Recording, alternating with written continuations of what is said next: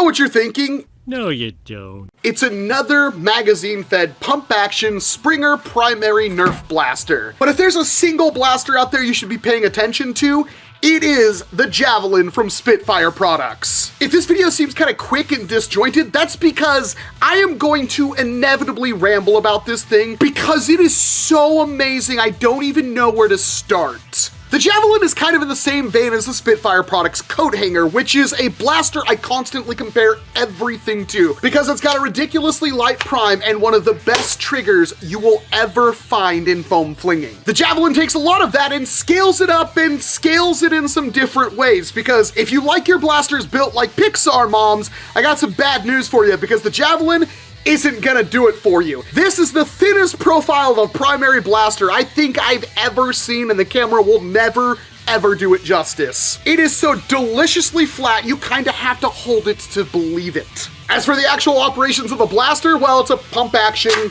magazine fed, Springer primary. I mean, there's virtually no surprises there, except for that absolutely flawless air seal, even with a scar muzzle on the end of it. But where this blaster shines is everywhere else. This blaster is thinner than two magazines side by side. It does come in multiple different configurations. You've got the Javelin here. This is the Javelin XL. It's almost the strongest and longest variety there is. But Spitfire Products also offers the Jinx, which is a mini Javelin, the Javelin itself, the Javelin XL, and on special request to certain customers, the Javelin XLT. As the length of the blaster goes up, so does the potential power, but all of the FPS listings are for the most comfortable prime. This blaster here apparently hits comfortably around 220 FPS, although it's adjustable, and we'll talk about that, but since it takes worker swift springs, you can shove in a different spring, and with a more uncomfortable prime, you can get this thing hitting up to 350 FPS. But while the prime isn't light,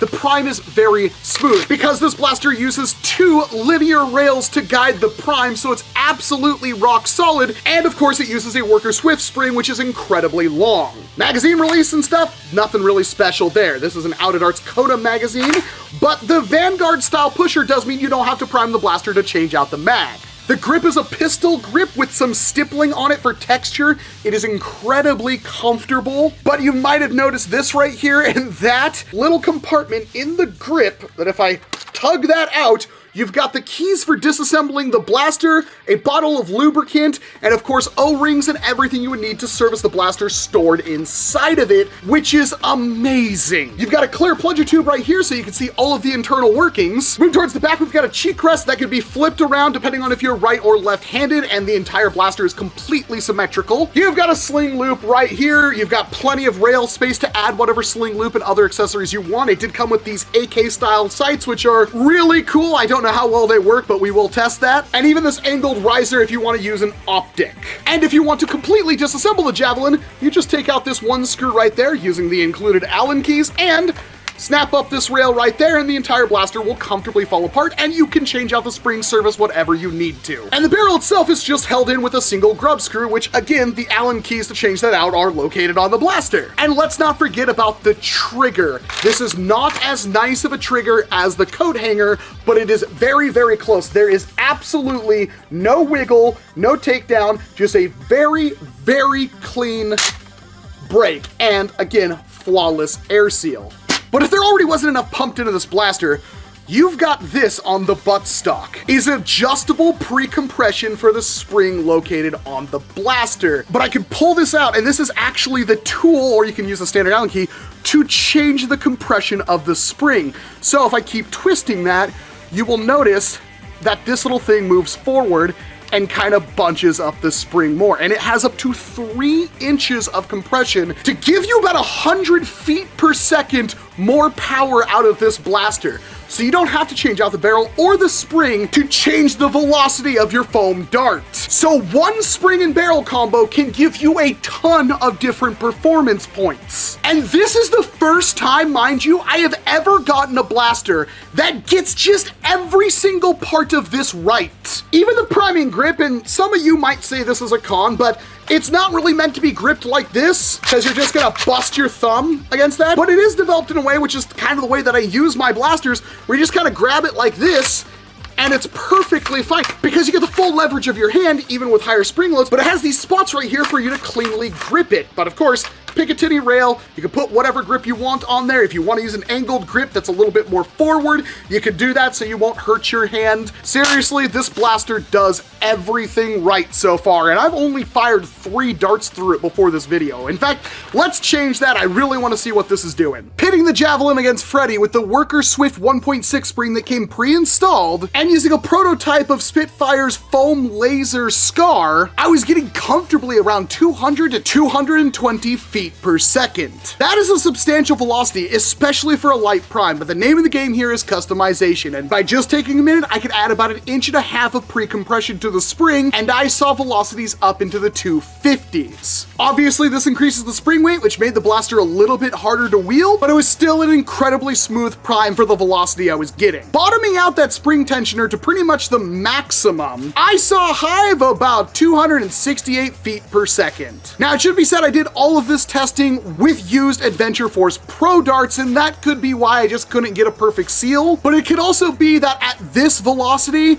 the barrel just isn't long enough, as Freddy's chronograph readings varied wildly. Overall, simple fix though, because you could just swap the included barrel with a longer one, which is what you'd also have to do if you upgraded to something like the Swift 1.8 spring, which Spitfire has tested upwards of 380 feet per second. This little blaster can do it all. Accuracy-wise, I was still using some used Adventure Force Pro darts, and I apologize for that, I just didn't have new ones for this testing. I had the pre-compression around halfway, so I was getting about 250 feet per second average, and while I was still getting used to the blaster, I felt it was very accurate. But I was able to consistently do pretty well against the digital target, and absolutely nail my E-Shooter Sentry 2 targets I have above the Gunpower SMT digital targets, to the point where I knocked multiple of them off. Yeah, this thing is slapping hard. For my final test, I did upgrade to what few brand new Worker heavyweight darts I had, and the results were very, very good. They're a little bit heavier, but they're also brand new, so the foam sealed perfectly and everything ran great. The Scar is a prototype, and he did recommend that I use the Worker B-Car with this thing, but I wouldn't be me if I listened to everything somebody told me before I used their blaster in a video.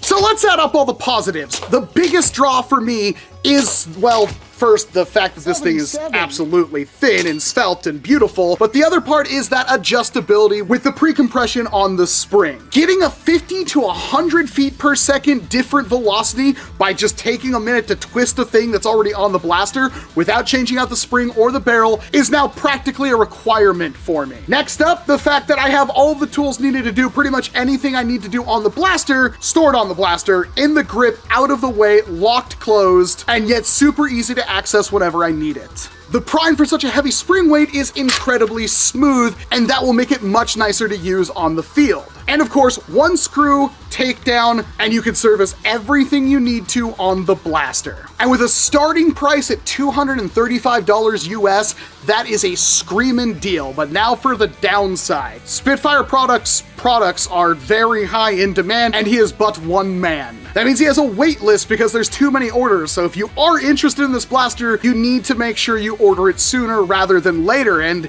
well, if he does get an influx of orders, especially a huge one, he can then use that capital to hire somebody to help him pump out blasters faster. These things are all hand-built and hand-tested, shipped out the door with the highest possible quality, and I've never had a single negative thing to say about the quality of Spitfire products.